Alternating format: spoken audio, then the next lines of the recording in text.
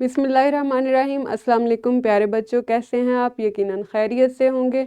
मैं हूं आपकी मौलमा मिस आयशा नवाज़। हम जमात दोम की उर्दू पढ़ रहे हैं। हमने सबक नंबर 9 का आगाज़ किया था, जिसका उन्वान है उफ़ ये कूड़ा करकट। आज हम इसी सबक को तीसरे हिस्से में पढ़ेंगे। आज आपके पास हासिलात तालुम है मखसूस ज़ख़ीरा अल्फाज की ज़ुबानी इमला लिख सकें, नज़्म व नसर को पढ़कर सवालात के जवाबात ज़ुबानी दे सकें। सबक के आगाज़ से पहले हम इस्लामी नुक्ता नज़र देखते हैं। रास्ते से तकलीफ़ दह चीज़ हटाना सदका है। हज़रत मोहम्मद सल्लल्लाहु अलैहि वसल्लम की हदीस है, जो कि सही बुखारी से ली गई है। हज़रत मोहम्मद सल्लल्लाहु अलैहि वसल्लम ने फरमाया कि रास्ते से तकलीफ़ दह चीज़ को हटा देना सदका है। इसी तरह आपके पास यहाँ पर एक और मालूमात है। इस्लाम में रास्तों को साफ़ रखने और तकलीफ़ दह चीज़ों को वहाँ से हटाने का हुक्म दिया गया है। जैसा कि आप जानते हैं कि आप सफाई के मुतल्लिक सबक पढ़ रहे हैं, तो आपको इस बात की अहमियत को समझना चाहिए कि रास्तों को साफ़ सुथरा रखना किस कदर पसंद किया गया है, ये किस कदर अहम और ज़रूरी है कि दूसरों के लिए वो रास्ते उन्हें साफ़ सुथरे मिलें। वहाँ पर कोई तकलीफ़ दह चीज़ हो तो अगर आप उन्हें उसे हटा देते हैं तो ये बहुत सवाब की बात है, अल्लाह ताला को बहुत पसंद है। दोहराई में आपके पास सवाल है, कलमा और मोहमिल अलग अलग करें। आपने पिछले सबक में कलमा और मोहमिल सीखे थे। यहाँ पर आपको कुछ अल्फाज दिए गए हैं, पानी वानी, रोटी शोटी, गोल मटोल, लंबा तड़ंगा, भीड़ भाड़। ये कुछ अल्फाज हैं। आप वीडियो को रोकें और कलमा और मोहमिल अलग अलग करें। जी तलबा, आपने सरगर्मी कर ली। आपने यकीनन इन अल्फाज में से कलमा और मोहमिल बिल्कुल ठीक पहचाने होंगे, जैसा कि पानी कलमा है, वानी मोहमिल है, रोटी कलमा है, छोटी मोहमिल है, गोल कलमा है, मटोल मोहमिल है, लंबा कलमा है, तड़ंगा मोहमिल है। इसी तरह से भीड़ कलिमा है, भाड़ मोहमिल है। कबल अज़ पढ़ाई में आपको कुछ सवालात दिए गए हैं। अपने माहौल को साफ रखना क्यों ज़रूरी है? क्या आप अपना माहौल साफ रखते हैं? क्या आप अपने स्कूल को भी साफ रखते हैं? क्या आप अपनी गली, सड़क और इर्द गिर्द का माहौल भी साफ रखते हैं? आपको कुछ सवालात दिए गए हैं। आप वीडियो को रोकें और इन सवालात के जवाबात अपने मौलमीन को दें। जी तलबा, आपने यकीनन तमाम सवालात के सही जवाब दिए होंगे। आज आप सबक का पहला निस्फ पढ़ेंगे। सबक के आगाज़ से पहले देखते हैं कि आपके पास ख़ास अल्फाज में कौन से अल्फाज हैं। ट्रैफिक, ढेर, कूड़ा करकट, लापरवाही, कूड़ादान। मैं सबक पढ़ती हूँ, आप तवज्जो से सुने और साथ साथ दोहराएं।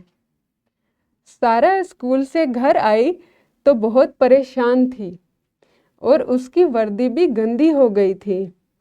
अम्मी ने सारा को देखा तो पूछा, क्या हुआ है, इतनी परेशान क्यों हो और आपकी वर्दी गंदी कैसे हो गई? सारा ने कहा, अम्मी मैं इस तरह हर रोज़ स्कूल नहीं जा सकती। मेरे रास्ते में जगह जगह कूड़े के ढेर हैं।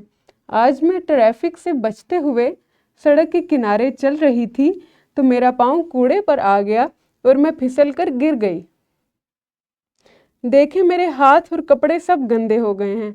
मुझे बहुत बुरा लग रहा है। अम्मी कहने लगी, हाँ बेटी, हम लोग अपने घर की सफाई तो कर लेते हैं, लेकिन बाहर की सफाई का ख्याल नहीं रखते।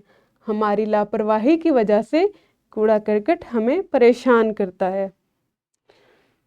बच्चों, आपने देखा कि सारा जो एक छोटी सी बच्ची है वो स्कूल जा रही थी, स्कूल से वापस आ रही थी तो आते हुए क्या हुआ कि ट्रैफिक से बचते हुए जब वो सड़क के एक किनारे पर चल रही थी तो उसका पाँव कचरे के ढेर पर आ गया, कूड़े के ढेर पर आ गया और वो फिसल कर गिर गई।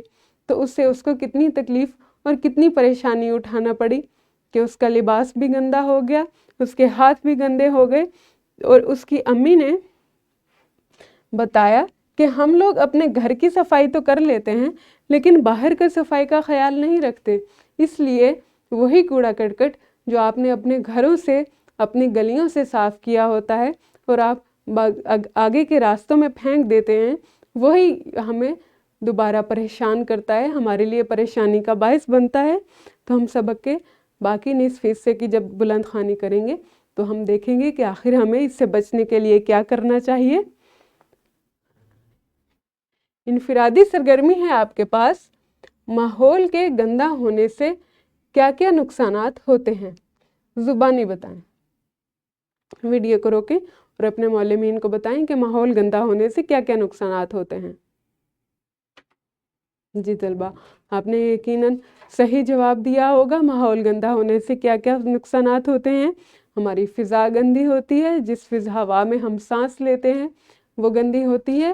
ہماری جگہ، ہمارا علاقہ گندا ہوتا ہے جس سے کہ جراثیم پھیلتے ہیں، بیماریاں پھیلتی ہیں اور بچوں کو اسکول آنے جانے میں پریشانی ہوتی ہے. اسی طرح سے اور بہت سے مسائل ہیں جو ماحول کے گندا ہونے سے پیدا ہوتے ہیں. گروہی سرگرمی میں آپ کو ایک سرگرمی دی گئی ہے. جماعت کو 2 گروہوں میں تقسیم کریں.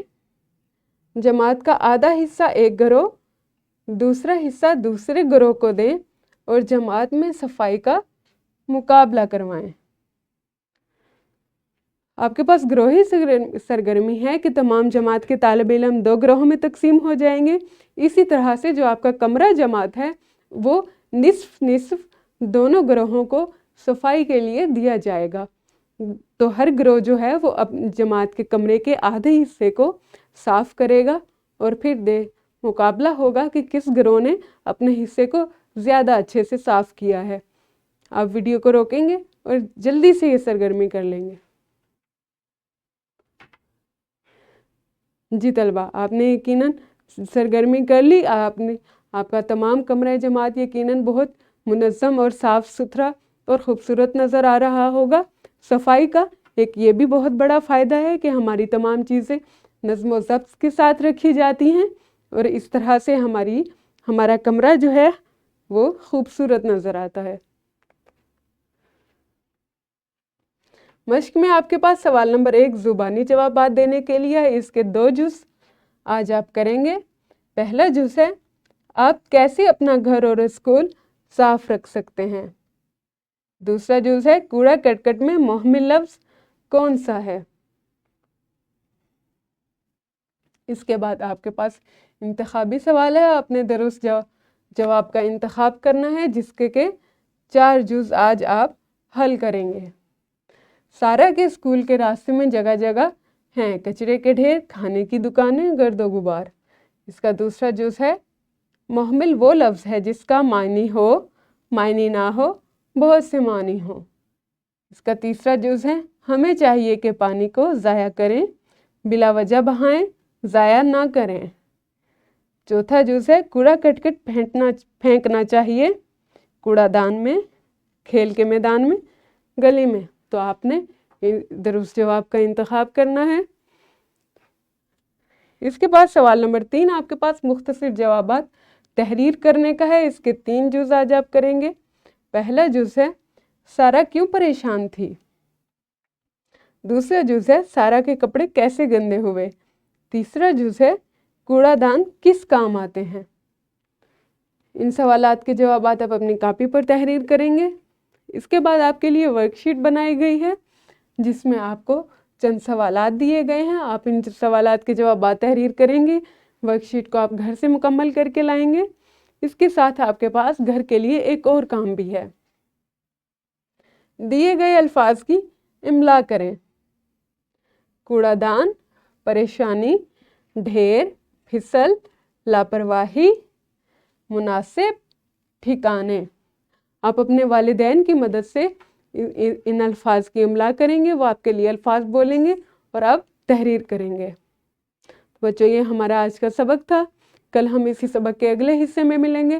تب تک اپنا خیال رکھیے، محنت کر پڑھائی کیجیے. اللہ حافظ. شکریہ.